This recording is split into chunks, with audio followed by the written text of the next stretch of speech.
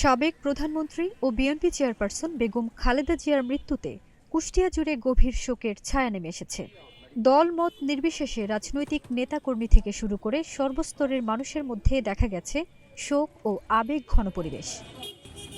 এ বিষয়ে কুষ্টিয়ার জনসাধারণ বলেছেন, জিয়াউর রহমান দল গঠন করেছিলেন, দেশ গঠন করেছিলেন খালেদা জিয়া। খালেদা জিয়া একটি নাম, একটি ইতিহাস বলেও মন্তব্য করেন কুষ্টিয়ার জনসাধারণ।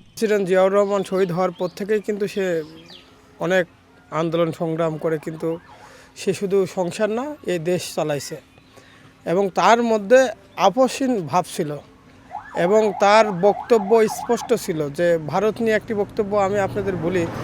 ভারতকে কিন্তু সে বলছিল যে আপনি আমার বন্ধু হতে পারেন, কিন্তু প্রভুত্ব দেখাবেন না। খালেদা জিয়া তো একটা নাম, একটি ইতিহাস।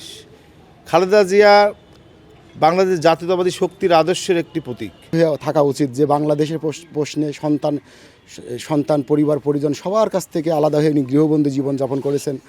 আজকে বাংলাদেশ ফের সেই গণতন্ত্র পুনরুদ্ধার হলো। আমরা চেয়েছিলাম যে উনি এই নতুন স্বাধীন বাংলাদেশের 24শে স্বাধীন বাংলাদেশের উনি একজন সংসদে যে যাবে, এই আশা আমরা অবশ্যই করেছিলাম, কিন্তু অত্যন্ত দুঃখজনক বিষয় যে আমরা তাকে হারিয়ে ফেলাম। ফারজানা নিকিতা, নাগরিক প্রতিদিন।